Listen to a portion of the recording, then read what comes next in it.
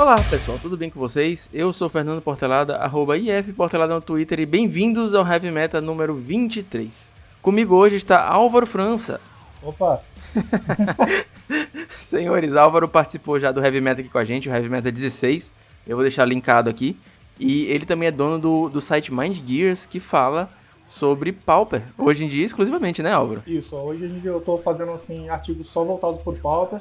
E já tô assim, com algumas produções em andamento agora também, só voltada pro Pauper. Algumas coisas que eu ainda vou incluir no site com o tempo agora. Provavelmente agora em fevereiro e março eu acho que eu vou conseguir incluir mais algumas coisas.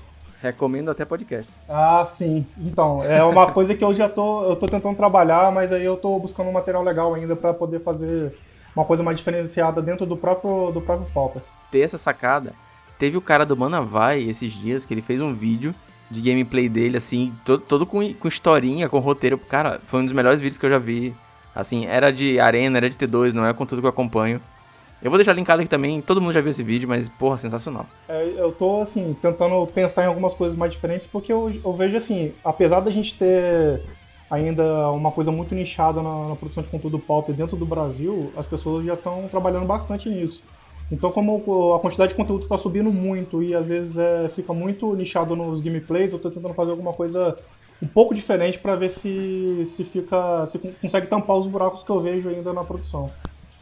Sim, cara, eu acho que é sensacional. Eu tava pensando sobre isso também, depois que eu vi o vídeo do cara lá do Manavai, que eu tinha que fazer alguma coisa diferente, porque tem uma galera muito boa fazendo gameplay e acaba ficando mais do mesmo, né? Tipo, eu, Hellis Mortal, fazendo gameplay de Tron, quando tem, tipo, uma galera absurda de top 8 de challenge fazendo a mesma coisa. Exatamente. Aí, assim, como eu costumo já acompanhar um pouquinho mais de perto a produção, até porque a gente tem já esse contato um pouco mais direto com os outros produtores, eu vejo, assim, as produções de um, as produções de outro, e vou vendo onde que tá faltando alguma coisa ali dentro do nosso formato que ainda não foi explorado. E aí, dentro disso aí, eu tô tentando trabalhar em alguma coisa que fique um pouco... um pouco diferente do que a gente já vê, né? Mas que ao mesmo tempo seja igualmente interessante para quem tá jogando o formato. Massa, cara. Eu vou deixar logo registrado aqui no ar, se precisar de alguma coisa, o Heavy Meta, toda a corporação Heavy Meta, ou seja, eu mesmo estou à disposição. Opa, sempre é bem-vinda. Então, antes da gente continuar falando um pouquinho do meta, galera, recadinhos rápidos, e-mails para heavymetapauper@gmail.com, o Heavy Meta tá no YouTube, tá entrando gameplay semanal lá, o podcast também vai pro YouTube, e por favor, recomende pros amigos. Eu sempre peço que esse boca a boca pra mim é a melhor forma de divulgação que tem. Quando um amigo seu te recomenda algo que ele verdadeiramente gostou, que ajudou ele, com certeza você vai dar uma atençãozinha a mais. Então, se você tá curtindo o podcast, tá curtindo o projeto, manda pro amigo, recomenda pra galera, bota no grupo da sua cidade, e é isso aí. Então, sem mais delongas, vamos lá falar de Pauper.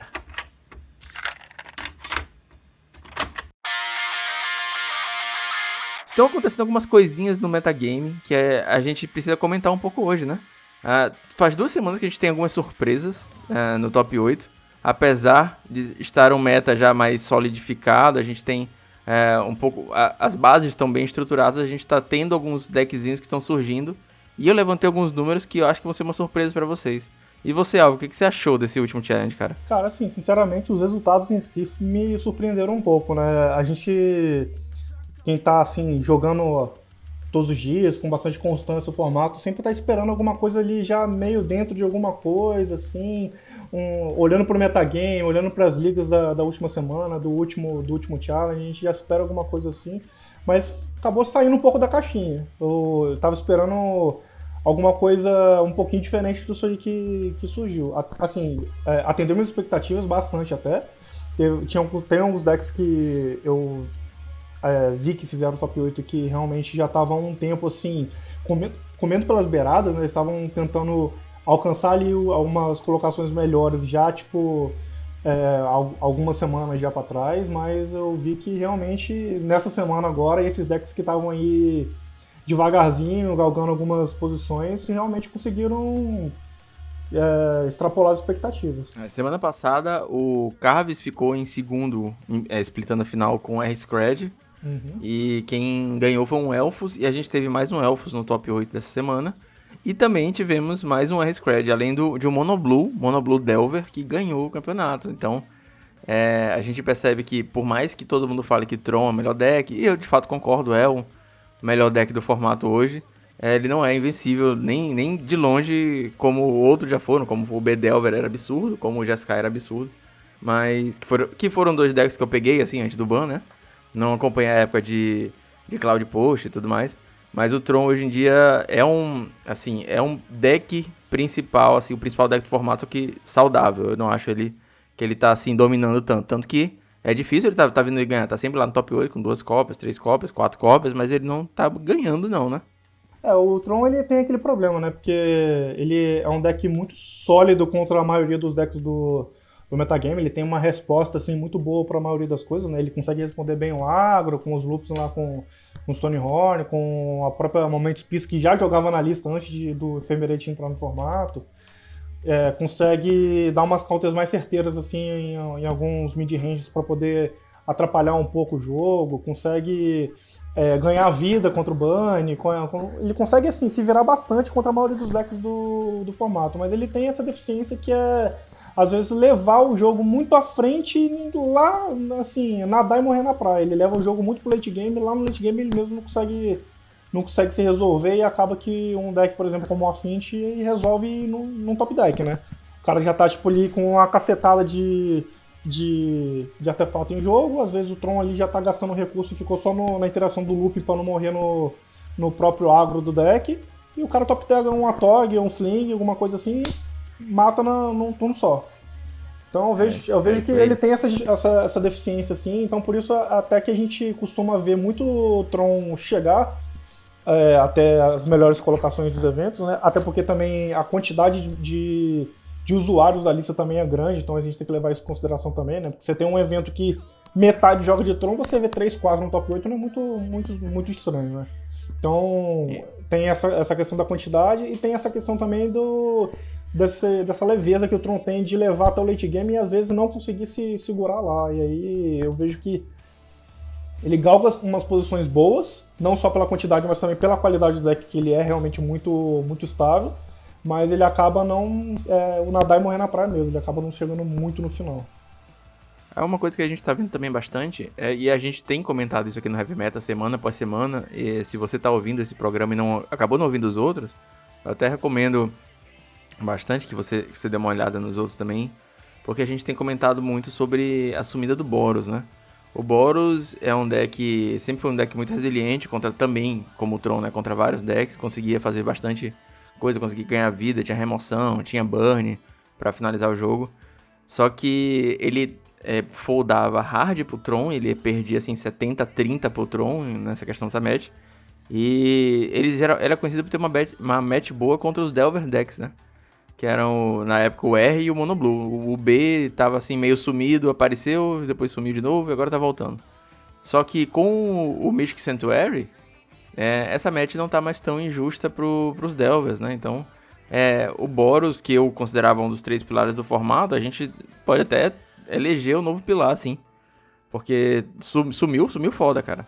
Então, o Pauper ele ficou muito tempo assim, caminhando entre os Controls e os mid-ranges, né? Ele caminhava ali entre os ORs, os Mono-Us, os Boros e o Tron, e um tempo atrás ainda tinha algumas entradas de uns controls tipo BW Pestilência e tal, mas ficava muito ali nichado nessa parte do control do mid-range.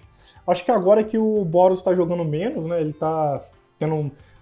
as pessoas estão escolhendo menos jogar com ele, e ele também tá... As pessoas que continuam escolhendo jogar com ele não estão indo muito longe com o deck.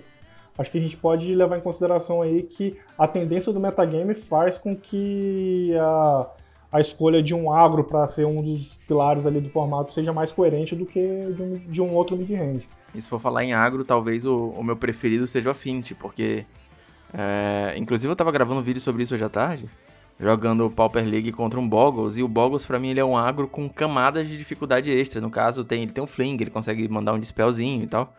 E eu acho que o Affinity é a mesma coisa, ele é um agro que não tá 100% focado naquele plano de baixar bicho e bater. Ele tem umas anulas, ele tem o Fling, ele tem o plano do combo, né, todo o Fling e tudo mais.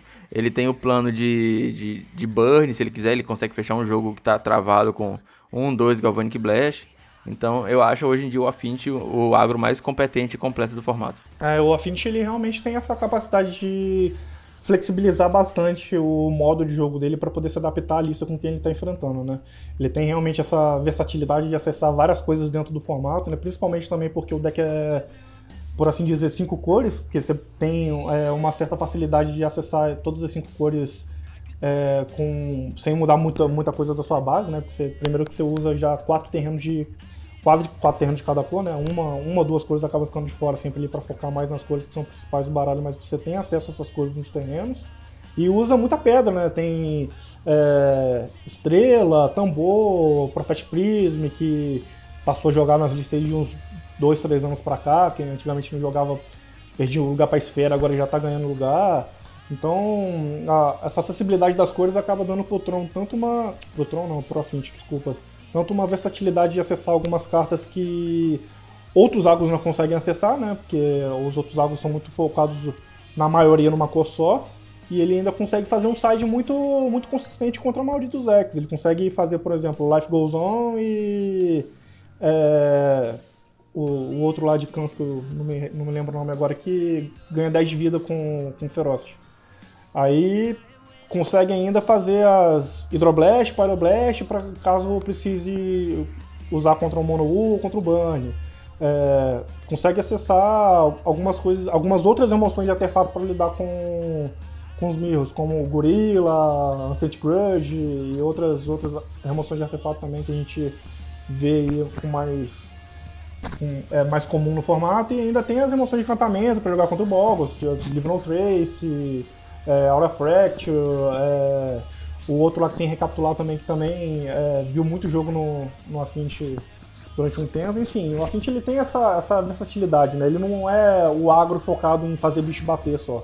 Tipo o Stomp da vida. O Stomp ele é muito focado em fazer criatura grande e te agrar. O Affinity ele consegue sair um pouco ali pela esquina, né? Fazer um bicho esperar. Tem uns draws agressivos com o Tollcast. Tem uns burns agressivos com o Galvanic Blast. É um deck muito completo. O único problema do Affinity realmente é que a maioria, se não 100% dos decks que estão jogando no formato hoje, tem um side consistente contra o Affinity, principalmente os que têm acesso ao vermelho, né? Caso Gorilla. Continuando a conversa sobre Affinity, teve um Affinity que ficou em segundo lugar nesse challenge, e inclusive foi de um brasileiro, o Ramuda MTG, ele tem um canal no YouTube. O link desse vídeo tá na descrição. Ele fez um vídeo falando sobre todo o run dele no challenge, desde o suíço até o top 8.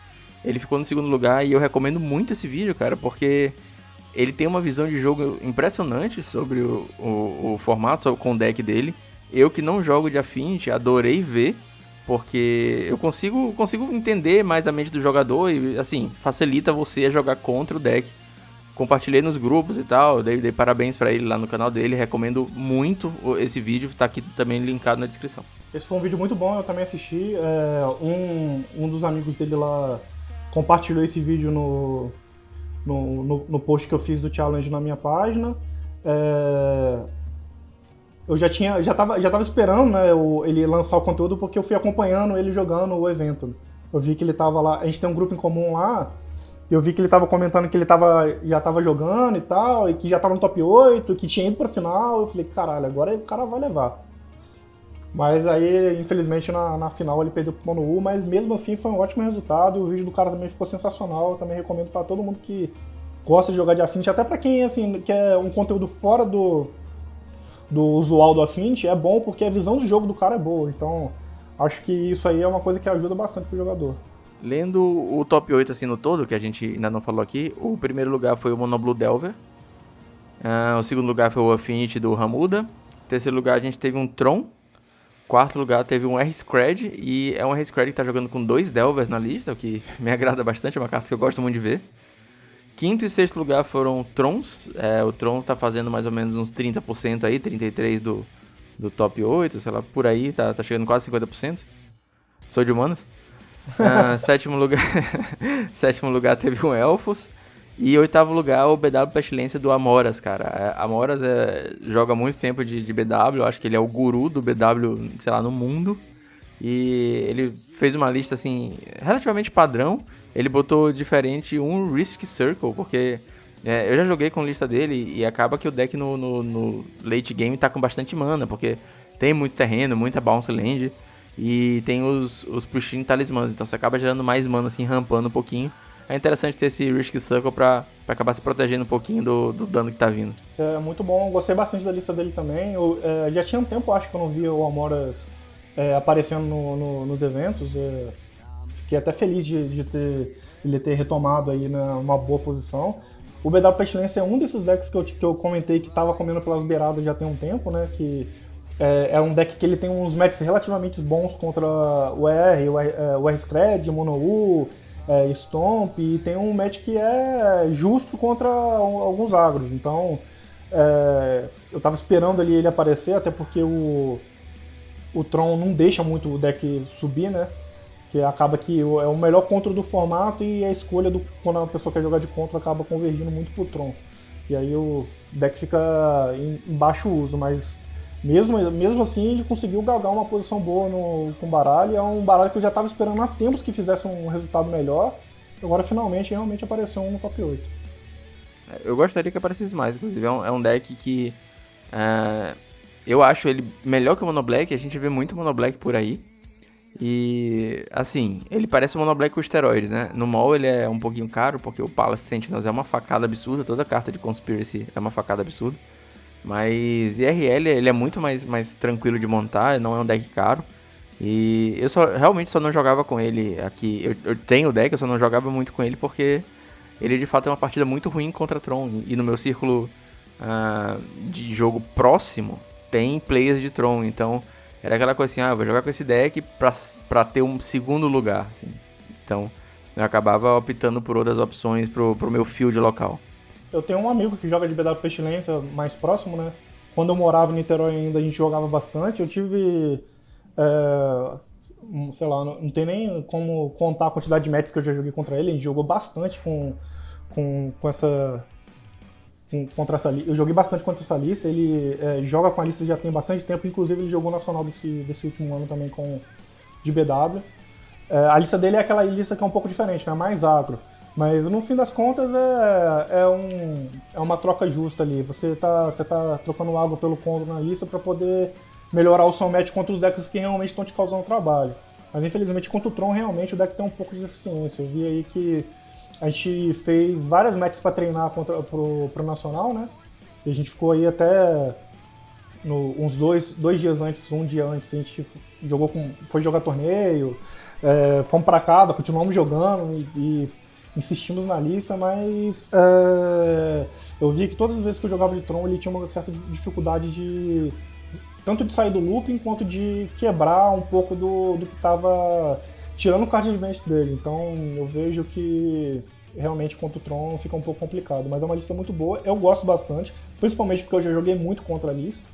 Eu também acho que ela tem acesso a muitos recursos e como você falou, eu acho que é um Mono Black com esteroide, né? Ela ainda dá acesso ao branco, ela tem acesso ao branco para acessar algumas cartas que realmente o Mono Black sente falta.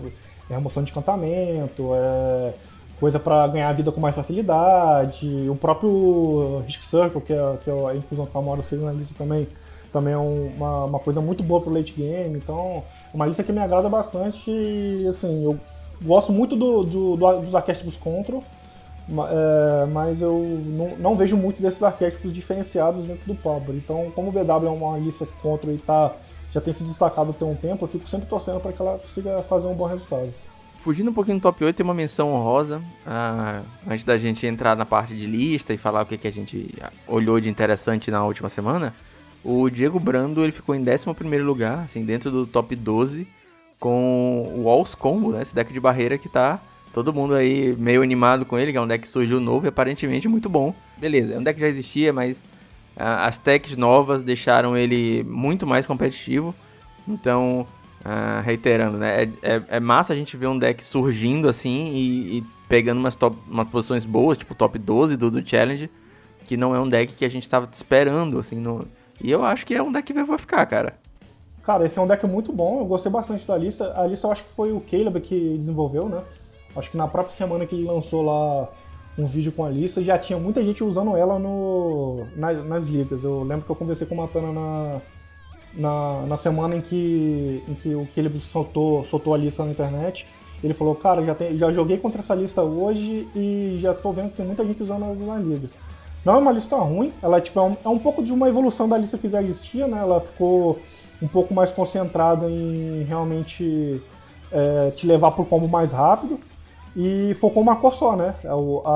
Deixou para a parte de gerar manas de outras cores que necessitam para fechar o combo com as próprias cartas que fazem parte do combo. Acho que ficou bem legal, gostei bastante, inclusive, dela ter aparecido no top 12 aí, né? Acho que na verdade ficou em 11º lugar, foi até um pouco mais acima.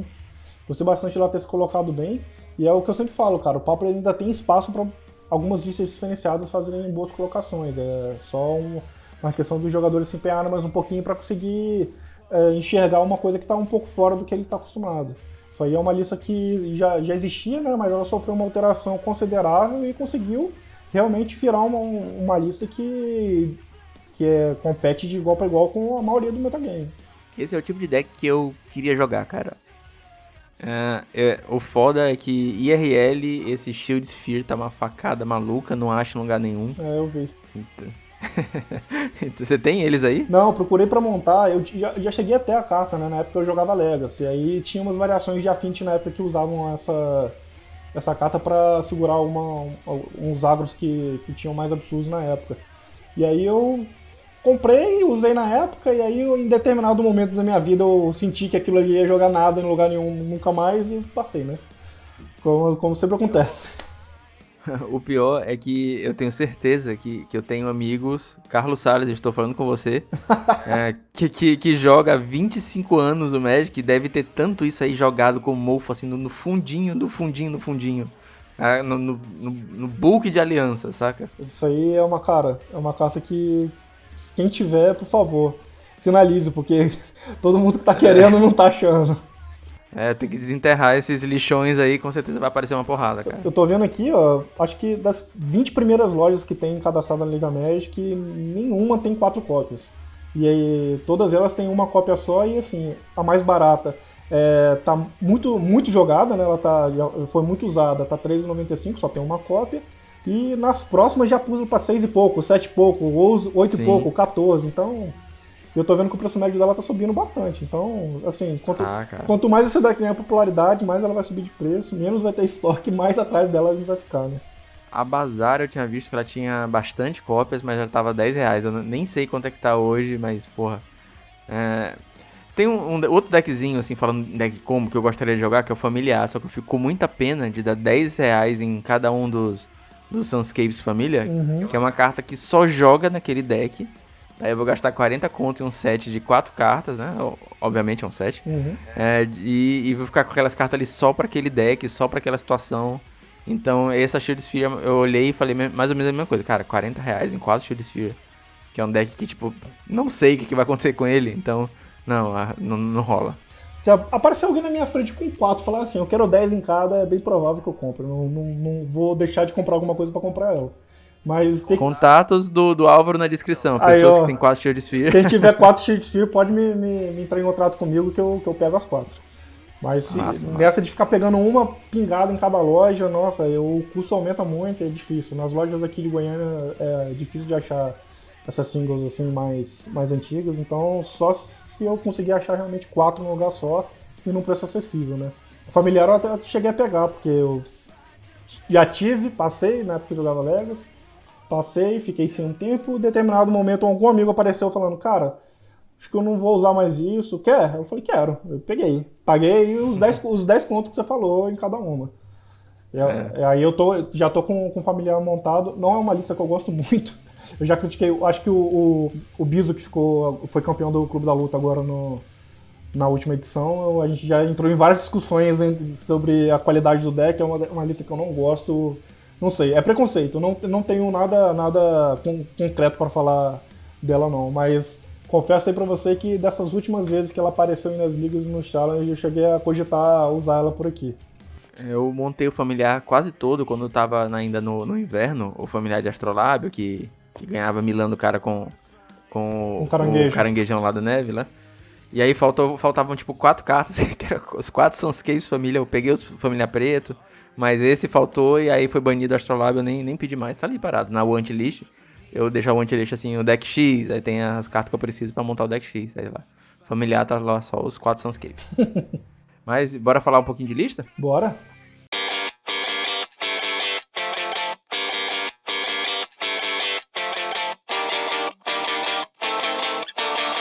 E aí, cara, o que você olhou nessas listas aí do Challenger? Que techzinha nova a gente tem pra trazer essa semana? Cara, então, primeiro, eu acho que a questão desse UR-Scred que tá jogando com 2 Delvas, né? Eu acho que isso aí não é bem uma tech, é uma coisa que às vezes acontece, às vezes não, às vezes a lista usa, às vezes não, mas a intenção é sempre a mesma, né? É sempre bater de frente com o Tron. O cara tenta aí manter uns 4 a 6 drop 1 que voa pra conseguir encaixar um ninja mais fácil na 2. E essa lista aí não fez diferente. O cara jogando com 2 Delvers. No caso, ele tá jogando com 5 drop 1, né? 3 Fire Seed e 2 Delvers. Então, ele tem aí 5 cartas que ele pode fazer no primeiro turno para garantir que um ninja vai cair no segundo. O ninja, para quem joga de Tron, para quem joga contra a Tron, sabe que fazer um ninja na 2 é um negócio que é muito bom e que vai te colocar bem na frente. Então, acho que o cara tava pensando bastante nisso na hora que ele pensou, na hora que ele montou a lista. Teve essa questão também que a gente já comentou do Amoras, né, que ele tá jogando com o Hit Circle no deck. É um só, mas é aquele um que lá no late game vai fazer bastante diferença. É o cara que realmente... A carta realmente vai, às vezes, tipo, diferenciar você ganhar ou perder de determinada lista. E teve aí no Elfos também aquela estante branca e preta, né, Racha Sustenance. Que foi... trocaram o Mob Justice pelo Racha Sustenance. Exatamente. Eu acho que só pelo fato de ganhar vida foi o diferencial, né? Foi o mesmo motivo que os GW Auras tiveram de usar Harvest Essence no lugar de Soulsfire. Que o custo da carta é o mesmo, o tempo também de cast da carta é o mesmo, só muda a cor e só que um dá vida e o outro não, né? Então, acho que isso aí, às vezes, dependendo do jogo, você fazer isso aí, mesmo que não seja letal, é o suficiente para te garantir continuar no jogo. Agora, a mudança de cor do Essence Harvest também faz uma diferença grande, cara. Como eu falei mais cedo que eu gravei um vídeo hoje, vai entrar no canal no final de semana. Então, se você estiver vindo esse podcast hoje, deve sair hoje na quinta, supondo que saia na quinta, o vídeo sai no final de semana. Mas se você estiver vendo no futuro, olá pessoa do futuro, o vídeo já tá lá no canal. Então, eu lá botei o Hydroblast pra dentro, abri o Hydroblast na mão inicial lá no Game 3, falei, agora esse Fling não me pega. Nunca vi um Fling, só tinha 6 Harvest.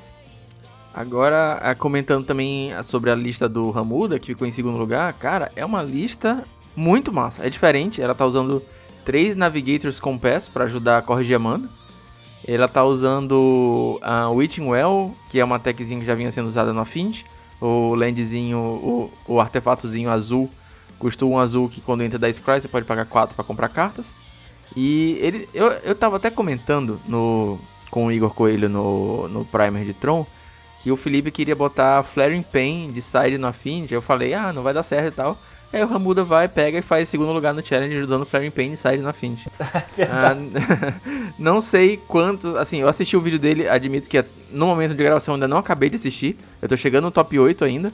Mas eu não sei ainda quantas partidas foi realmente útil, ou quanto foi uma tech que ele só tava testando. Mas tá aqui, cara. Tá aqui, Flaring Pain tá aqui no side. Isso, e o side dele, cara, é uma coisa que dá pra gente ver bastante aquilo que eu comentei do acesso às coisas do Affinity, né? Porque ele usa Dispel, ele usa Electric, ele usa Blue Elemental Blast, usa Red Elemental Blast, usa Standard Barrier pra poder jogar contra o Aurus, provavelmente, que é branco, usa High of Revelation, que o flashback dele é verde. Então, tipo, ele tem acesso a quase todas as cores ali do sideboard. As listas de Tron estão chegando num consenso, né? A gente teve um períodozinho que estavam aparecendo várias builds, mas as pessoas estão já entrando em consenso sobre essa build que o Real estava jogando, que é a mais UW, e tem bastante counter, né? Tem uns 4 ou 5 counters de main deck. Eu tô jogando ainda com a versão mais combo, que é o G, que a gente falou bastante sobre no podcast lá do Tron. Mas essa versão tem me agradado bastante ver ela, porque ela tá jogando com um Weather the Storm de main deck, a maioria das listas tá. E eu acho interessante porque eu tenho uma dificuldade muito grande contra Burn, cara. Então, jogar com um Weatherzinho de Storm de main deck dá aquela esperança que talvez você ainda consiga levar o G1. A minha estratégia total de jogar contra Burn é G1 eu vou chorar, e o G2 e o G3 eu tento vencer. É verdade. Eu acho que das vezes que eu tenho jogado de Tron agora, né? Nos torneios que a gente joga local aqui. Eu tô um tempo sem aparecer, mas eu vou voltar essa semana. E eu tenho treinado bastante online também. Já tô me incluindo no mall agora, né? Não consegui ficar muito tempo longe. Já montei o deck lá, tô testando o deck por lá mesmo. E toda vez que eu pego um bunny é o mesmo sentimento, cara. Eu vou ser queimado no turno 3, 4 e vou partir pro G2 pra ver o que eu consigo fazer. Maioria dos jogos eu tento eu acabo nem me esforçando muito no G1, porque eu sei que o resultado é quase inevitável. Mas aí eu sei que no G2 eu vou ter muita coisa pra acessar. Eu também tô jogando com mais... Eu tava jogando com mais Hydroblast de side, né? Mais Hydroblast que eu digo é 4 Hydroblast e 1 Elemental Blast. Pra fechar os 5 ali no sideboard. Interessante. Então, eu tava usando justamente pra ir contra esses bônus com mais facilidade, que estava aparecendo com muita recorrência. Mas agora que eu tô vendo que não tem tanto banner aparecendo assim, eu tô pensando já em fazer um swap ali no sideboard. Mas no geral, contra banner dá certo, funciona bastante. Ontem teve campeonato aqui na loja e... Cara, os 3 últimos campeonatos da loja eu tava indo muito bem de Tron e aí me encontrava contra um burn e perdia. Perdi na final da semana passada pra burn, perdi 2-0. E ontem eu consegui ganhar de 2-1 e foi essa, cara. Veio o sideboard, aí ganha vida com Eda the Storm, ganha, sei lá, 9 que seja, 6 que seja, pra dar um respiro, depois vem barreira, pega de novo. Então, é possível, mas, de fato, ter de main deck e jogar com um pouquinho mais de Hydro no side é interessante. O Eda the Storm é uma carta que eu já tinha olhado e já pensei, por que o povo não joga com isso, cara? É uma carta que é necessária, ela funciona tanto bem contra Bunny, tanto quanto funciona pra um outro algo convencional. O próprio Affinity, o cara fez 2, 3 mágicas no turno e ganhou 9 de vida. Aí com 2 manas. Então, é uma carta que eu acho que tem muito valor. Então, quando eu fui montar minha lista, eu acabei incluindo um de main deck. A lista que eu peguei de base pra olhar na época, ela usava, eu acho que 2 pulsos do Morasa e... Aí eu pensei, não, vou jogar com um de cada, que eu acho que tem mais jogo. E jogava com o Missionary também de sideboard para poder fazer lá as interações com Ephemerate e com Ghost Flicker. Eu passei a jogar com o Elder Storm e não me arrependo também. É uma carta que ocupa um slot que é muito bem aproveitado no Tron, principalmente por ser um deck control que tende a sofrer um pouco no early game, né? Então, qualquer coisa que te faça ganhar uma quantidade razoável de vida com facilidade é boa. É capaz de eu testar também, porque... a lista que a gente usa aqui, a UG, ela tem 3 Moment Piece de main deck. E é excelente, porque a base toda é UG, então você consegue ter acesso às manas rápido e tudo mais. Só que no meu field local, tá aparecendo muito pouco deck agro. E semana passada tinha 3 burns no campeonato, cara. Ou essa semana só tinha 1, mas semana passada tinha 3. Então, pô, campeonato assim de 10, 12... Semana passada acho que teve 14, 15. Mas sim, um campeonato de 15 pessoas ter um terço, assim, um quarto ser burn, é complicado, né? Pois é. O metagame da minha loja aqui também ele é muito diverso. Fica difícil de eu fazer uma previsão assertiva para conseguir mexer ali nesses slots variáveis que tem dentro do Tron, né? Eu fiquei... Num evento eu fiquei em primeiro, num outro evento eu fiquei em sétimo dos 10 que jogaram. Aí teve outro que eu fiquei quase em último. E teve mais um que eu fui bem, e assim... os metagames variam de muito monoblack para nenhum monoblack, muito bunny para nenhum bunny, 3, 4 Boros Monarca para 3, 4 R-Scred, as coisas mudam com muita rapidez, então fica difícil de eu fazer uma lista sólida pro meu metagame, mas todas as escolhas que eu fiz até agora eu não tenho me arrependido não. Recentemente eu tô testando uma carta, na verdade, né, chama Liquefazer. É um counter azul de 3 manas que anula a mágica alvo de custo 3 ou menos e exila se for anulado. Eu tô usando isso aí muito pra poder, evitar um pouco do loop do Tragic Lesson e do Deprive. Porque esse looping aí pra mim, no momento às vezes que eu já tô com o jogo quase controlado, esse looping me quebra. O cara faz, eu acho que 2 Tragic Lesson já quebrou meus planos. Então eu tô usando aí esse Liquefazer pra ver se eu consigo segurar um pouco. Por enquanto tá funcionando, mas eu preciso fazer uns testes a mais ainda. Vou até dar uma olhada mesmo nesse ele quer fazer, ver se eu acho por aqui no lixão de alguém. Dá uma olhada, é uma carta de Tormenta, se eu não me engano. Tormenta? Isso. Tô olhando aqui na liga. Uma carta de Tormenta. É baratinho, eu comprei aí recentemente pra jogar com a minha lista física, pra poder adaptar para a mesma lista que eu estou usando no mall. Comecei a testar mais algumas coisas também. Quando eu fui procurar o que eu ia fazer, eu procurei todas as counters que tinham disponíveis que exilava a carta depois de counterar, né? Vi que tinha Sincopar também, que saiu agora, reeditou agora em Dominária. Tem esse que eu ia fazer. E eu fui, assim, fazendo pequenas alterações para ver o que garante. Às vezes tem algumas cartas que a gente está tão acostumado a manter na lista, porque a gente já vê em muitas listas, que a gente já não sabe por que ela está ali. Então eu tento dar uma mexidinha nesses slots que são mais variáveis dentro da lista para ver se adapta melhor para a minha realidade. Outra adaptação que eu fiz recentemente também, eu tô jogando com... Eu tava jogando com 2 Moment Piece, né? E de main deck e um de side. Agora eu tô jogando com um Moment Piece e um Tangle de main deck e mais um Moment Piece de side. O Tangle, às vezes, ele faz quase o mesmo efeito que o Moment Piece, né? Que ele te segura 2 turnos, que as criaturas do cara ficam impedidas de desvirar, e sem a necessidade que você vire o turno com mana aberta para poder recapitular o Moment Piece. Então eu tô testando aí também para ver se tem uma boa usabilidade agora na lista, e por enquanto eu tô tendo bons resultados também. Fugindo, assim, quase já fugindo do top 8, o Amoras, que ficou em 8º lugar, ele tá jogando com 2 Ill-Gotten Inheritance de side, que é um encantamento agora de Ravnica Azul. Desculpem, jogadores T2, mas eu não sei o nome das Ravnicas. Que é um encantamento custo 4, que no começo da sua manutenção, o encantamento causa 1 de dano pro oponente, você ganha 1 de vida. Você pode pagar 6, sacrificar o encantamento, e aí ele causa 4 de dano e você ganha 4 de vida. Na minha leitura, isso é basicamente para jogar contra Tron, porque não tem muito que o Tron possa fazer. Se você botar o encantamento, é só tentar segurar o jogo, o Tron não vai ganhar rápido. Então, se já tiver sugado, é complicado.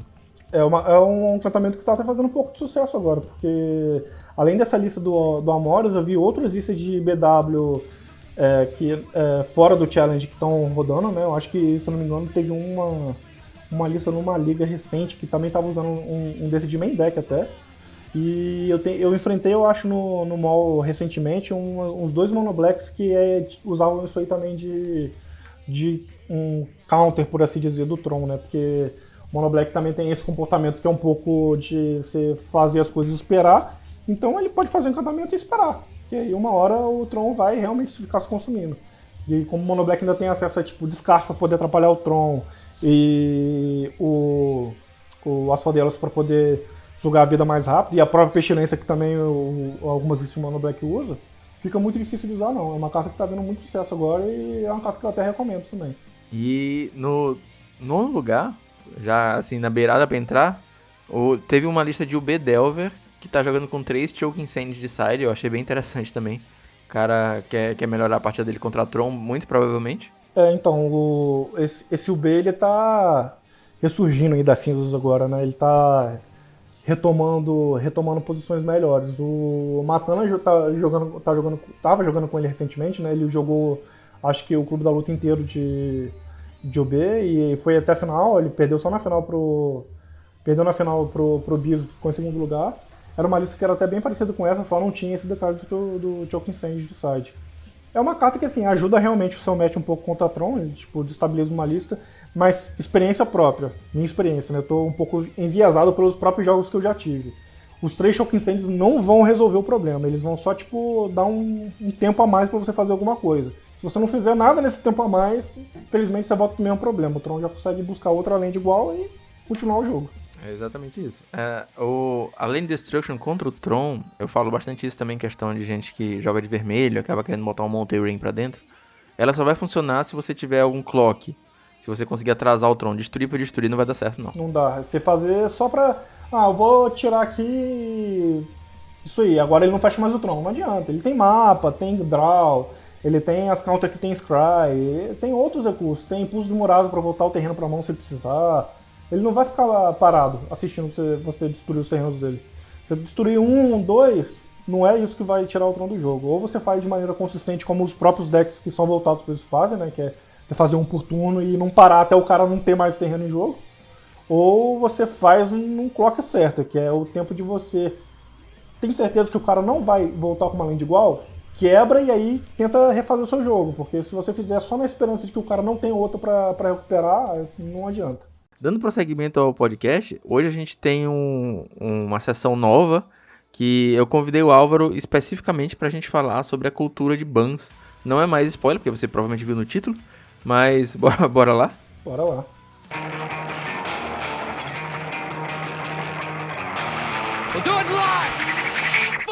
Cara, a gente tem visto nos últimos tempos, né? Eu principalmente, porque eu jogo Pauper há pouco tempo, essa cultura de banimentos. Então, toda vez que um deck começa a despontar um pouquinho, a gente vê muita gente chorando já que precisa banir a carta X, precisa banir a carta Y. E várias cartas que eu vi serem alvo de pedidos de ban não são mais nem tão problemas hoje em dia. Quando eu comecei a jogar, eu li um artigo que falava que Algor of Bolas ou Preordain precisavam ser banidos, e hoje em dia ninguém mais fala disso e nada mudou. Outras cartas foram chegando ao formato, e essas cartas encontraram o lugar delas assim, sem ser opressoras. Ano passado teve um artigo também que ficou um pouco famoso, que falava sobre ter que banir Flicker, ter que banir Monarca, e hoje a gente tá aí, Monarca sumiu, cara. Então, a primeira pergunta que eu preciso fazer pra ti é: tu acha que bans realmente são a solução? Não, cara, isso aí é uma coisa que eu repito e repito com bastante frequência. Banir uma carta sem plano nunca é solução. Acontece o que a gente tá vendo aí, que tá acontecendo agora, assim, com frequência, né? Muito mais do que acontecia aí uns anos atrás. Eu acho que esse último ano e meio que a gente teve agora, do mês de 2019 pra cá, o Pauper sofreu mais banimentos do que sofreu, assim, nos últimos anos inteiros, sabe? É uma coisa que a gente vê acontecer, a gente acha que é bom porque eu não gostava do metagame como tava, então vamos banir pra ver como é que fica agora. Então é uma coisa que é feita sem planejamento.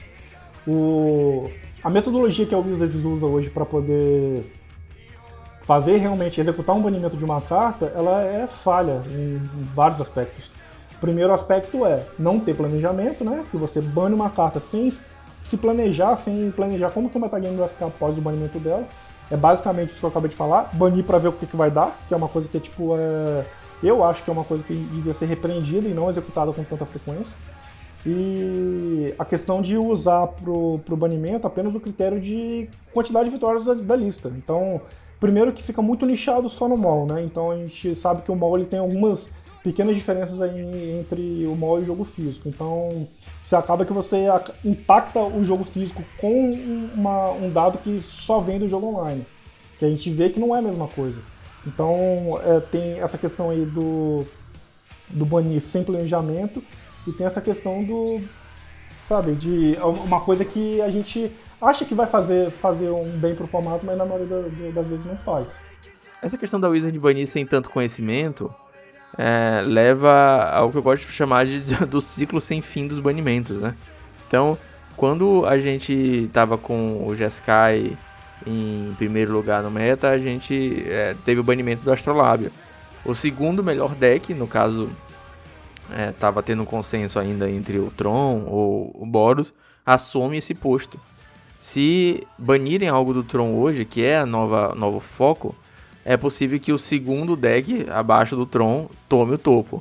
Então o Pauper é um jogo competitivo, as pessoas estão interessadas em ganhar os seus jogos.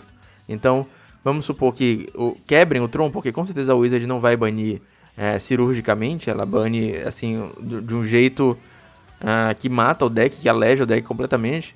Ela vai acabar matando o Tron, vai banir tipo o mapa, então vai ficar 100% inconstante, vai ser impossível buscar as peças com a velocidade que a gente quer. Então, vamos supor que o Tron morra, hoje em dia provavelmente o Scred se tornaria o deck dominante do formato, Boros voltando seu segundo, talvez dominando com alguma tech nova, mas é um ciclo sem fim, até que vão banir o Santuário Místico e assim por diante. E um dos problemas que agrava essa situação pra mim é o power level das cartas. As cartas antigas, elas são inerentemente mais fortes que as cartas atuais. E isso é sabido, isso é reconhecido como a The New World Order, né, Nova Ordem Mundial, que tem até um artigo falando sobre que as cartas comuns são feitas hoje em dia pensando no jogador iniciante. Ele quer tirar várias cartas comuns no booster que ele vai conseguir usar sem se preocupar muito, sem tentar ser uma coisa muito complexa. Então é por isso que hoje em dia a gente não vê cartas tão complexas quanto a gente via antes. A carta comum, ela geralmente é mais simples mesmo, e é feita dessa forma.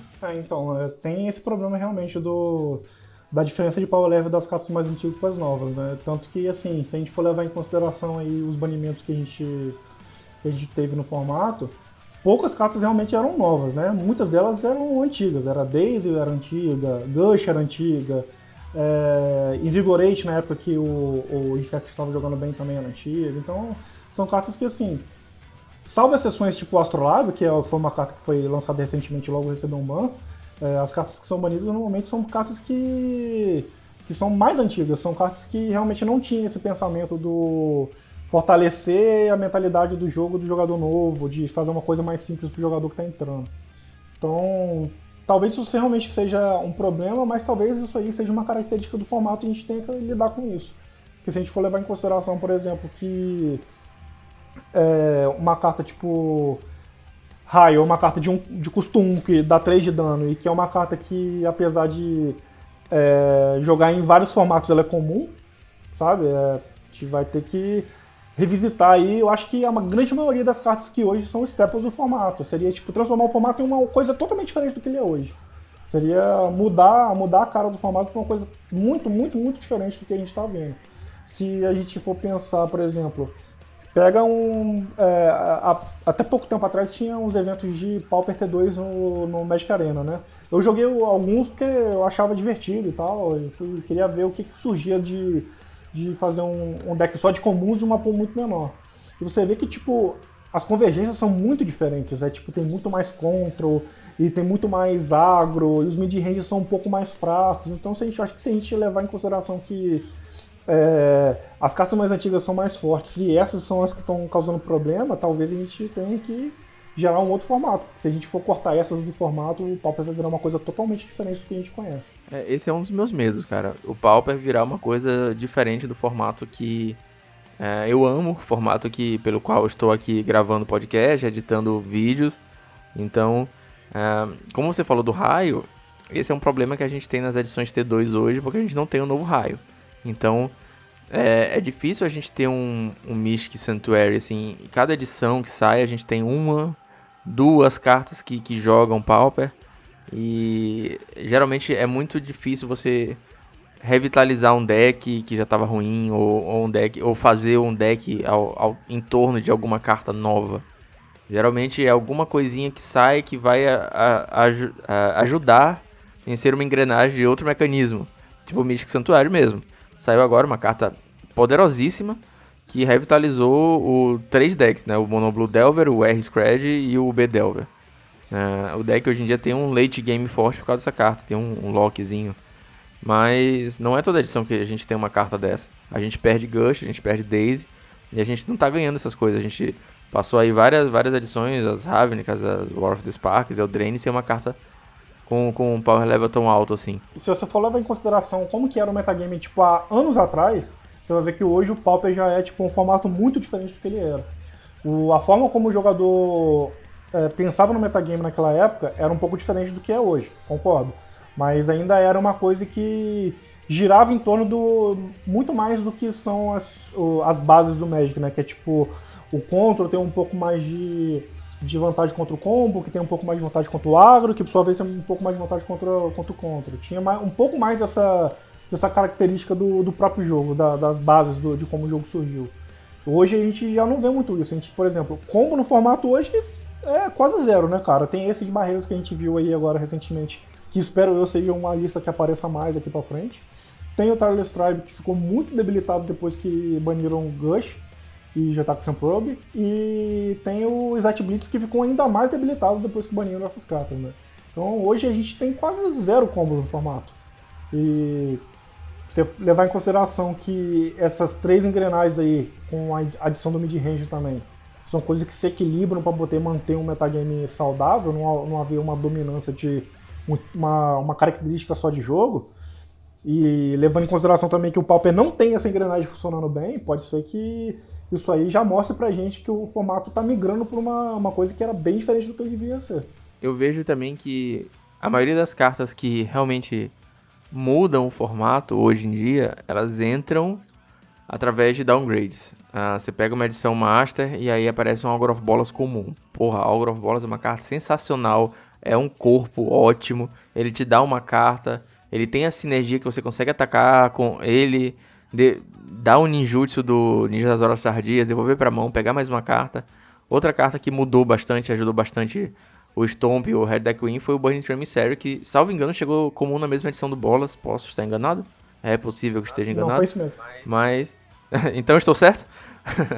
Mas, porra, carta sensacional, que dá uma agressividade pros dois decks, né? Pro Red Deck Win e o Stomp, fazendo você conseguir baixar 2 criaturas no turno 2. Se você tiver mais Burning Tree Emissary, dá Burning Tree, e aí sim um Nest Invader. Então, a gente vê que o metagame hoje ele não muda agressivamente por causa do T2, dos novos lançamentos, ele muda por causa de downgrades.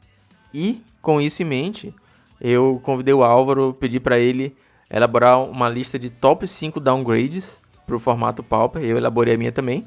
Então a gente vai falar do nosso top 5 e vai comentar um pouquinho como é que a gente acha que elas poderiam ajudar o formato.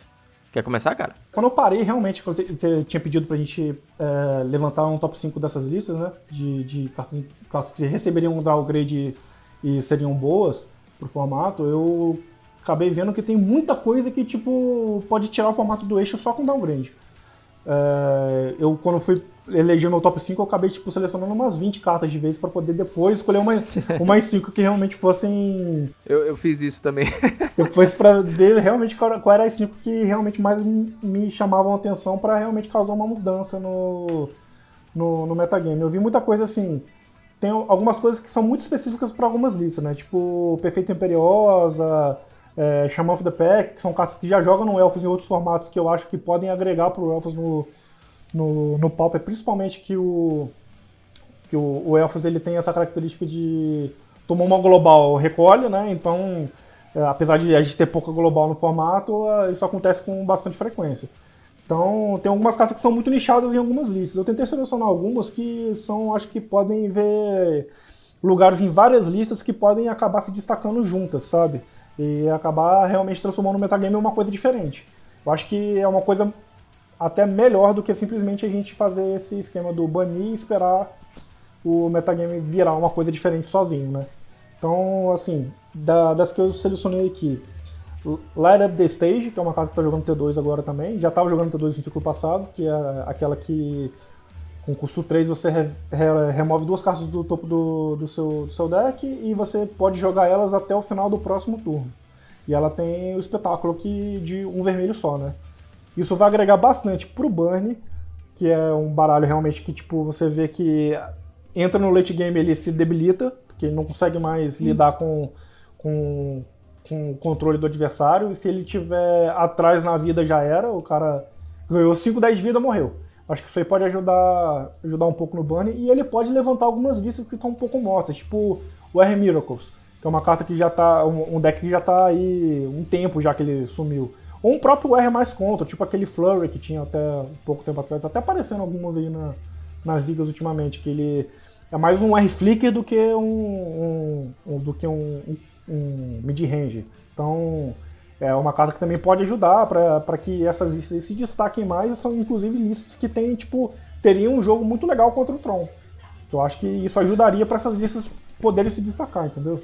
Eu gostei bastante do Light Up the Stage, porque eu acho que o Burn é um deck bem forte. E muita gente fala sobre Skullcrack. Eu vou dar um spoilerzinho que eu não botei o Skullcrack na minha lista. Exatamente porque eu acho o Burn um deck forte, e talvez o Skullcrack conseguisse desestabilizar um pouquinho a única forma que a galera tem de ganhar de Burn, saca? Agora, o Light Up the Stage, pra você ter essa persistência, né, ter esse fôlego no late game, eu acho que seria uma adição sensacional. Tem uma outra carta também que eu escolhi, mas que essa aí eu acho que ela pode se encaixar melhor no metagame pós-Tron sendo o melhor deck, sabe? Porque eu acho que incluindo ela no metagame do jeito que ele tá agora, pode mais ajudar o Tron do que mudar o metagame em si. Aí a gente vai acabar transformando numa coisa que fica mais engessada do que já é. Que é o Volcanic Fallout. É uma carta de custo 3, instantânea, dá 2 de dano em todas as criaturas e não pode ser anulada. No Pauper a gente não tem nenhuma remoção de de 2 a 3 manas que dá 2 em tudo, né? A única remoção que a gente tem que dar 2 em tudo é Evincar Justice, que é custo 4. E que normalmente ele cai como custo 7, né? Porque as listas que usam ele usam mais pela recursividade dele. E a gente não tem aí o Electric que só dá 1, e lá na outra extremidade tem os Swirling Sandstorms que dá 5 e são criaturas que não são voar, e você precisa do limiar para poder fazer ele. Então acho que tipo uma global dentro do Pauper num metagame pós-Tron, sabe, que o Tron não seja ali o control mais dominante, realmente possa ajudar um pouco no futuro. Verdade, faz falta de uma global. Essa é uma carta que eu não conhecia, é um pouquinho fora da minha época. A primeira lançamento dela acho que foi em Conflux, eu tava parando de jogar de novo nessa época. Mas super interessante, cara, porque mais uma carta que ia fortalecer o Burn. É uma globalzinha que não pode ser anulada, então sensacional pro Burn. E não é assim a coisa mais absurda do mundo. Custo 3, 2 vermelhas, não é todo deck que ia conseguir. Exatamente, tem uns jogadores mais antigos, né, que já vem esse problema da falta de globais dentro do formato, que pediam o downgrade do Pyroclasm. Pyroclasm é sorcery, é custo 2 e dá 2 de dano em tudo, inclusive nas suas também, né? Então, por ela ser custo 2, eu acho que ela ia ser um pouco pesada pro metagame que a gente tem hoje. Que aí ia facilitar para muitos vistos que às vezes não tem o vermelho e splashar pro vermelho para poder usar ela. Eu acho que ficaria um pouco fora. E tem o Fire Spout também, que é uma carta que dá 3 em tudo, né? Se você pagou só verde nela, ela tem aquele custo híbrido de verde com vermelho. Se você pagou só verde, ela só dá dano em voador. Se você pagou só vermelho, ela só dá dano em não voador. Se você pagou verde e vermelho nela, ela custa 3. Você consegue dar dano em voador e não voador. Mas aí eu acho também que faria um pouco da curva, porque 3 de dano com custo 3 é um pouco pesado pro metagame que a gente tem hoje, que é basicamente, fora os bichões enormes, né? São criaturas de resistência 3 ou menos. Então, isso aí ia acabar matando a maioria dos decks que hoje estão lidando bem com o Tron, tipo o R-Scred, Mono-U e o B também, que agora tá se levantando também, porque isso aí também mata os bichos dele, o Algoroth Bolas e o Delver, que são os mais impactantes pro Tron, e ia acabar que o Tron ia jogar com isso também, e também ia ficar difícil. Então acho que dessas globaizinhas aí que a gente tem de custo menor, eu acho que o Vulcan e Fallout seria o que mais se encaixaria ali pra melhorar o formato pra gente. Aqui eu escolhi também isso aí foi uma coisa que eu pensei hoje enquanto eu tava olhando algumas listas, né? No T2 hoje não, né? No T2 passado, no de hoje a gente já não vê tanto. Tem uma lista UR que joga com aquele Crackling Drake e com o Enigma Drake. Essas são duas criaturas que tem resistência. Um tem resistência 4, outro tem resistência 3, se eu não me engano, e o poder deles é igual ao número de sorcery instantes no seu cemitério. Ele voa, o que é custo 4 quando entra em jogo ele compra uma carta, o que é custo 3 ele só voa e tem um poder igual às mágicas, né? Isso aí eu acho que também poderia ser um downgrade que seria aceitável pra gente. A gente tem um deck que seja azul e vermelho, como é, por exemplo, o R-Flicker, que tem um controle legal e que tem um mid-range legal também, que ele tem ban, tem remoção, e tem draw, tem cantrip e tal, etc. E tem um finish que seja mais decente, seria ótimo pro formato. Acho que o R, assim, eu particularmente, é uma color pie que eu gosto bastante, o azul com vermelho. Eu costumo dar bastante atenção para essas duas cores, eu exploro bastante essas duas cores para ver se eu consigo tirar alguma coisa dali que eu ainda não vi. E eu acho que essas duas cartas aí, ou as duas, ou uma das duas, eu acho que já ajudaria bastante em lista tipo essa, o R-Flurry que estava jogando agora, e o Flicker também, que tem uma lista parecida.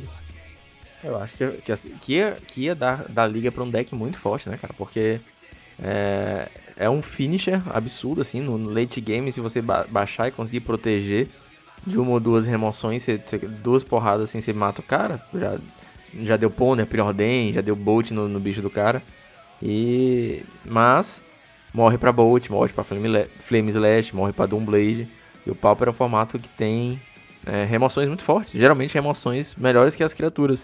Então botar uma criatura assim do nível da remoção é bem interessante. Uma coisa, por exemplo, se a gente for levar em consideração as remoções que a gente tem hoje, praticamente todas tirando raio pegam nela, porque Flame Slash pega, Scred no clock certo pega também, Doomblade pega. Como é uma carta que tipo a ideia é você fazer ela no late game pra matar com ela, ou pelo menos ir agrando o cara aos poucos, é bem provável que só tenha ela em jogo. Então, Chinese Edict pega, Guesses Edict pega, Diabolic Edict pega, todos esses sets pegam nela. Todas as emoções que a gente tem no formato pegam. Então seria tipo o cara conseguir fazer aquela criatura e conseguir proteger. Isso aí é uma coisa que é normal para qualquer formato, para qualquer lista.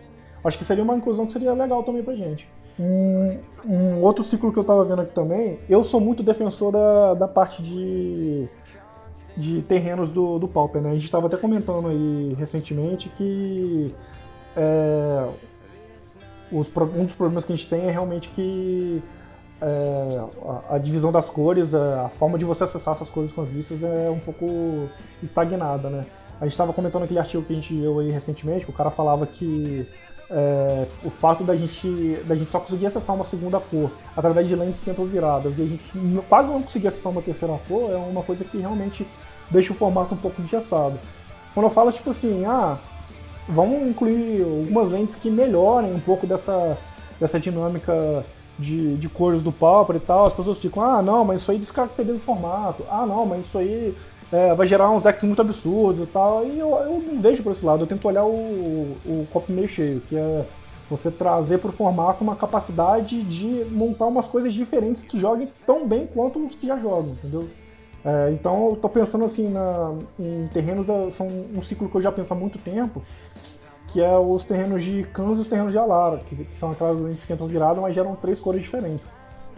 Então, eu acho que são lentes que, assim, provavelmente elas não vão ajudar muito os agros, porque elas também continuam entrando viradas, mas elas vão abrir espaço para alguns controls que hoje não tem jogo, justamente porque a Colorpy é muito estagnada, poderem jogar com certa solidez que hoje não é possível.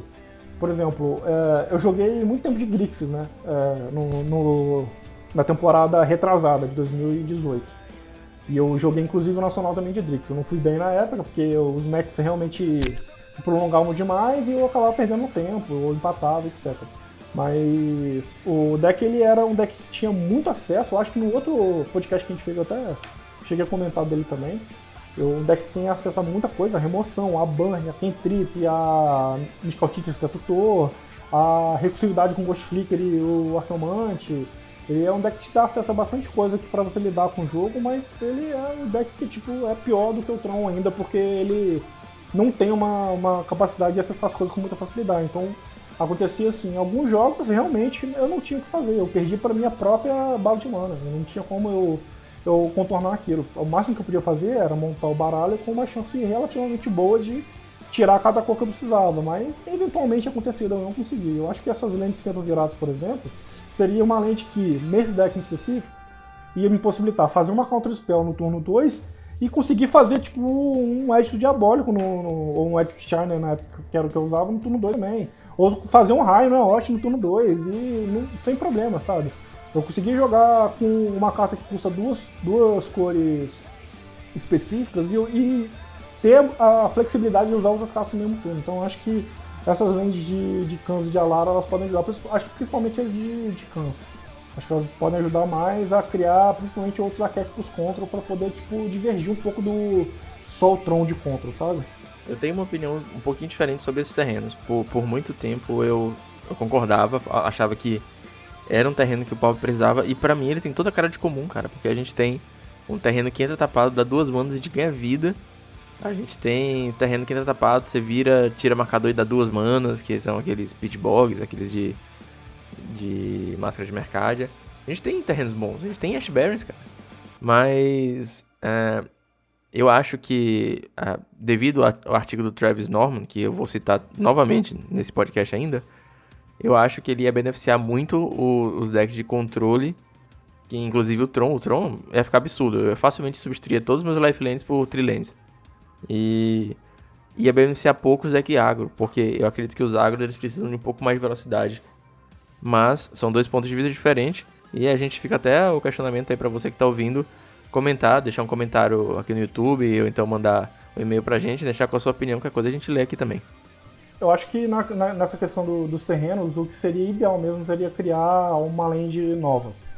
Era lançar um terreno que fosse, tipo, uma junção da parte boa de um com a parte boa de outro, uma land que ajudasse nos dois lados. Porque realmente o que você falou tá certo. Essas lentes elas vão beneficiar muitos controls, mas não vão ajudar em nada os agros, né? Por exemplo, hoje no Magic é um negócio mega clássico você jogar com deck RG. O deck que é verde porque ele tem vários bichos bons e bichos grandes, e é vermelho porque ele tem tipo bans, emoções e tal, para poder auxiliar a evasão desses bichos. Então é uma coisa clássica no Magic, no jogo, mas a gente não consegue implantar isso direito no Pauper, principalmente porque o acesso à base de mana é bem ruim. A gente não dá pra você jogar com deck agro que você faz 2 lands viradas em 2 turnos seguidos. E quando a gente tem o Tron e as Fogs como regulador do formato, que te fala assim, ó, se tu não matar até o 5º turno, estourando, tu não mata mais. Fica difícil você ter um deck agro de 2 cores que precisa das lands, né? Então é bem complicado. Na real, essa discussão de land, eu também botei lands na minha lista aqui, mas a verdade é que a Wizards precisava se dar um trabalho de sentar a bunda na cadeira e pensar em algumas lands específicas pro Pauper, algo que permitisse o deck agro viver no formato. Pois é. Essa aí eu acho que é uma coisa que a gente vai ter que esperar ainda mais um pouco. A Wizards realmente não tá muito preocupada com o formato e eu acho que eles não desenvolvem, assim, testes, nem estudos com frequência, nem com solidez para poder implantar uma coisa no formato que realmente vai fazer dano. O reflexo disso aí é a forma como os banimentos são executados, né? A gente pega lá, eles olham o resultado só do mall, vem a quantidade de vitórias que cada lista tem, se uma lista passar de tantos de percentual de vitória, bane. Ou vai lá, olha o resultado, se a comunidade começa a chorar demais e falar com eles que aquilo ali tá injusto, que não tá legal, blá blá blá blá, eles vão e banem pra calar a comunidade também. Acho que só o fato de eles executarem esses banimentos sem um estudo, sem uma coisa mais apurada para o formato, já mostra que eles não estão muito dispostos a desenvolver uma coisa mais legal para a saúde do Pauper. Então, acho que isso aí, infelizmente, é uma coisa que a gente vai ter que esperar mais um pouco. É uma coisa que a comunidade fala muito também, né? Que a Wizard não vai fazer isso, a Wizard não vai fazer aquilo. E, cara, se a comunidade não pedir, se a comunidade não encher o saco, se a comunidade... Do jeito que a comunidade enche o saco pra bans, porque, claro que é mais fácil banir uma carta do que criar uma carta nova, do que ver o time de design e tudo mais, mas a comunidade não encheu o saco dizendo que quer coisas novas, que quer downgrades, que quer coisas pensadas pro formato, a Wizard não vai fazer. Então, se todo mundo tá pedindo ban, a empresa vai, sei lá, base no que ela faz, é mais fácil e tudo mais faz o que ela tá querendo logo. E, falando nisso, acho que falta uma pra você finalizar o top 5? Isso, falta uma minha. No meu último slot, na verdade, eu coloquei 2 cartas, né? Porque eu acho que só a inclusão de uma delas não vai fazer muito sentido. Eu escolhi a Sword of the Meek e o Top the Founder, que são 2 cartas que jogam muito bem em conjunto em outros formatos, né? Por exemplo, no Modern mesmo, até um tempo atrás, tinha decks que eram voltados só para essa mecânica, e eu acho que isso aí é uma forma também da gente criar talvez uma lista que seja voltada para cores que a gente está usando menos no formato, sabe? Que é tipo o branco, o azul a gente usa bastante, mas usar com uma outra intenção, sabe? Usar com um outro view, e eu acho que são cartas que não têm esse potencial enorme, assim como às vezes parece, só porque a raridade dela é maior do que o comum. São cartas que, na verdade, não tem custo muito acessível. A Sword of the Meek ela tem um custo até proibitivo para o que ela é, né? Sem o Top the Founder. E são cartas que podem auxiliar o surgimento de listas que não existem. E o fato dessa mecânica de já ser explorada em outros formatos pode ajudar a criar listas bem parecidas dentro do nosso formato que ajudem a gente a mexer no metagame. Isso, como são cartas que são, por exemplo, os 2, nesse caso, são artefatos, são cartas que a gente não tem como olhar e dizer, nossa, isso é absurdo, não tem como combater, vai ser muito forte o formato. Remoção de artefato está em todas as listas. Praticamente, eu comentei mais cedo que o grande ponto fraco da Fint é que todas as listas têm remoção de artefato de side. Remoção de artefato está em todas as listas. Não é uma coisa muito absurda. E aí isso aí pode ser, tipo, fica naquela mesma faixa dos Drakes que eu citei no início da lista, que é você fazer um negócio e ficar se protegendo com aquilo ali, tentar combar com aquilo e tal, e melhorando. Eu acho que são 2 cartas também que juntas podem criar uma coisa boa pro metagame. E eu escolhi também 5 cartas pra gente falar. Não são cartas muito fortes, mas são cartas que eu acredito que podem fortalecer decks que já existem. Então eu deixei de fora, como eu falei, coisas que muita gente pede, por exemplo, Skullcrack, que eu acho que poderia entrar no formato. mas eu escolhi algumas outras coisinhas. A primeira dela, no meu top 5, é o Celestial Crusader. Celestial Crusader é uma criatura espírito, custo 4, 2 qualquer e 2 brancas, 2/2. Ele tem flash, split second e voar. Agora, a parte legal dele é que as outras criaturas brancas que você controla ganham +1/+1. Então, ele é uma antífona com flash, só que morre. Ele morre pra qualquer remoçãozinha, qualquer 2 de dano. Então, eu acho legal que a gente tá vendo o Dex White Twin voltar. A gente pode encarar o branco como uma cor agressiva. E talvez essa carta fosse ajudar um pouquinho na gente ter mais resistência pra esses decks, né? É uma criatura, então ela vai levar remoção, ela pode levar global, né? Ela pode levar um Echoing Decay, que, enfim, não é global, mas vocês entenderam. Pode levar um Evincast Justice, Bolt, que seja... Ela morre até pra Firebolt, então eu acho que é uma carta que poderia agregar ao deck. É uma incomum que vale tipo 20 centavos e não ia quebrar nenhum formato, ela ia agregar um deckzinho que já tá jogando. Essa é uma carta boa, até principalmente porque o White Winnie tá começando a aparecer agora de novo, né? Mostrar um pouco das garrinhas aí. Exatamente isso que eu pensei. Um deck que tá começando a aparecer e pode, sei lá, ter um deck branco realmente forte no meta. Pois é, e tem ainda algumas cartas pra White Winnie que foram um pouco exploradas. Eu acho que essa aí às vezes pode despertar uma vontade também de explorar essas cartas. Em quarto lugar, eu não botei Skullcrack, mas eu botei uma cartinha que é o Guttural Response, que ela é uma mana híbrida vermelho e verde, anula a mágica instantânea azul. O vermelho provavelmente não ia se beneficiar muito dela, porque o vermelho já tem acesso a Pyroblast e Red Elemental Blast, que são melhores, porque além de anular, anula qualquer coisa, não só instantânea. Mas seria uma resposta pro verde, no caso Stomp, voltar a ver um pouquinho mais de jogo, voltar a ser um deck mais relevante pro meta, e até o deck de Elfos tentar predar em cima de um combo de Ghost Flicker, poder pegar algum Echoing Decay, poder pegar algum Echoing Truth que vai devolver todas as fichas de Elfo pra mão e tudo mais.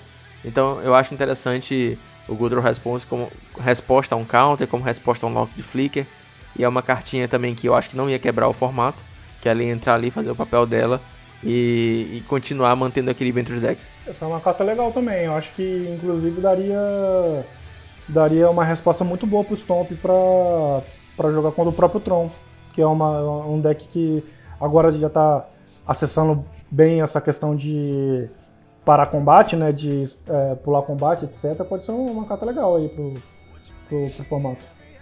No meu terceiro lugar, eu coloquei 2 cartas também. Inclusive eu avisei pro Álvaro que eu ia fazer isso, então se ele quisesse botar 2 cartas no mesmo slot. A primeira delas é o Zombify. O Zombify é um feitiço custo 4 que você pode devolver uma criatura do seu cemitério para o jogo. A gente já tem uma carta dessa no Pauper, só que ela é branca. O Zombify é preto. O Breath of Life é uma carta bem antiga. Eu tenho uma versão dela de 7ª edição, mas ela é tipo muito antiga mesmo. E o problema do Breath of Life é que ele é branco.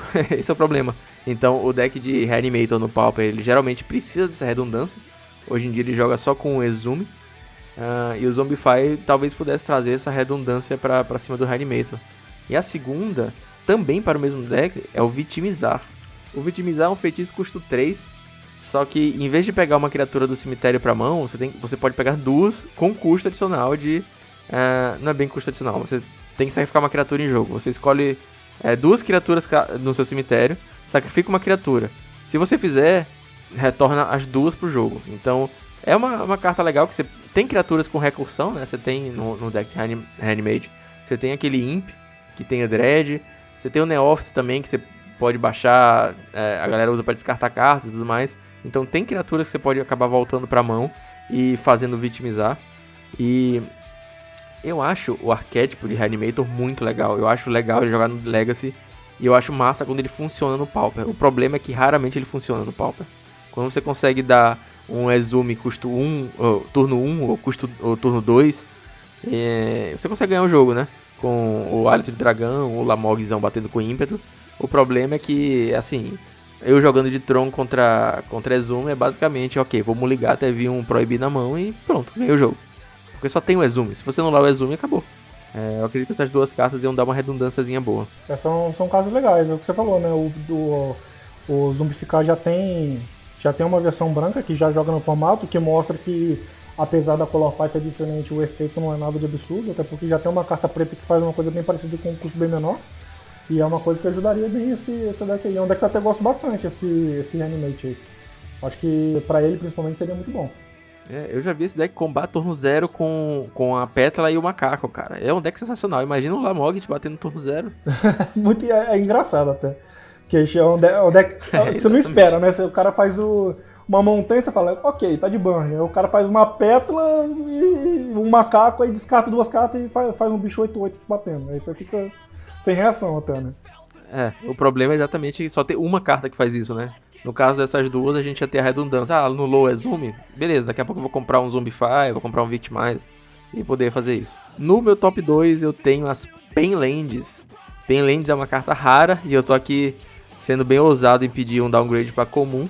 Mas tem o artigo do Travis Norman, que tá na descrição pela 1000ª vez nesse podcast. E ele fala bastante sobre o problema de lands no Pauper e ele defende a ideia de que Painlands poderiam ser comuns. Painland é uma carta que é um ciclo de cartas que tá vendo agora um pouco mais de jogo por causa do Pioneiro, mas ela não é uma das lands mais fortes, longe disso, né? Porque a gente tem a Check Lands, a Fast Land, a Shock Lands, a Fat Land, então ela fica atrás desses 5 lands todas aí, e talvez ela pudesse ter encontrar um lugarzinho no Pauper. É um sonho distante, é um sonho impossível, até diria, mas é um desejo molhado meu. Nunca vamos dizer impossível, cara, isso aí é uma coisa que a gente já tá pedindo, a comunidade já tá pedindo, e eu acho que se a gente se unir mais nessa causa aí, a comunidade pode fazer uma força e a gente conseguir pelo menos alguma coisa bem parecida com isso. Cara, vamos torcer pra algum dia um funcionário lá da Wizard tá bêbado e meter isso lá na prensa de comum, no arquivozão. Vai dar certo. Vai dar certo. E top 1 é uma cartinha que eu ia adorar ver. Essa aí eu já falei em todos os grupos do mundo, que é a Dríade Militante. É uma mana híbrida verde e branca, 2/1. E toda vez que uma carta for cair no cemitério, for para o cemitério vinda do jogo, ela é vinda do jogo ou é vinda de verdade? E só corrigindo a informação, se um card de mais instantânea ou feitiço seria colocado no cemitério vindo de qualquer lugar, em vez disso exílio. Então, descartezinho, já vai embora também. Então, isso aí é uma carta, ela é custo baixo, então ela é excelente pro Pauper. Ela ia ver jogo no Stomp, ela ia ver jogo em decks brancos, talvez o Boros, o Mono White Heroic, como sideboard. Ela bate, ela 2/1, tem um ataquezinho ok. E essa habilidade dela é sensacional. Ela força um deck como o Tron a ter que lidar com ela na mesa, ou anulando no caso, antes de começar a lupar as fogs dele. Então, ia forçar a build do Tron a voltar com Flame Slash, a voltar com Bolt, a voltar a ter coisas que fizessem o loop funcionar, porque se dá um Ghost Flicker, você não consegue devolver com a barreira mais. Se dá um Moment's Peace, você não tem a segunda ativação dela. Então, essa é uma carta que eu acho que ela ia ser sensacional pro Pauper, ia dar uma força ótima pra decks agro, e, novamente, não ia quebrar o formato, ia só precisar de um pouquinho de Grey Matter aí pra galera pensar em alternativas pra jogar ao redor dela. Cara, essa aí eu acho que você já tinha comentado em alguns grupos, né? Eu já tinha visto essa sugestão aí, e é uma parada que eu acho que realmente, assim, não tá fora do power level do formato, de jeito nenhum, né? A gente tem cartas aí que tem efeitos bem mais incisivos do que esse. E é um negócio que vai ajudar bastante pro metagame que tá agora, principalmente para tirar um pouco dessa como é que eu posso dizer? É quase uma mania que tem agora no metagame de levar em consideração esses loops, né? De ficar voltando carta do cemitério, refazendo, voltando carta do cemitério, refazendo. Isso aí eu acho que ia atrasar bastante esses decks que se encostam muito nessa recursividade para poder jogar. Isso aí ia atrasar o Tron, ia atrasar o Mono U, ia atrasar o R, o UB, e todos esses loops com Deprive, Tragic Lesson, Ghost Flicker, Ephemerate, ia tudo beleléu. E eu queria deixar também para vocês o questionamento. Eu queria saber quais são o top 5 downgrades para o Pauper, na opinião de vocês. Deixa comentário para mim, seja no Twitter, nos grupos, no YouTube. Manda esse comentário aí que eu queria saber a opinião de vocês. Eu acho que quanto mais a gente falar sobre o formato, falar sobre novas cartas, é melhor pra gente. E, finalizando o podcast, não podia deixar de ser Heavy Metal se a gente não tivesse uma indicação de metal. Senhor Álvaro França, sua indicação de metal.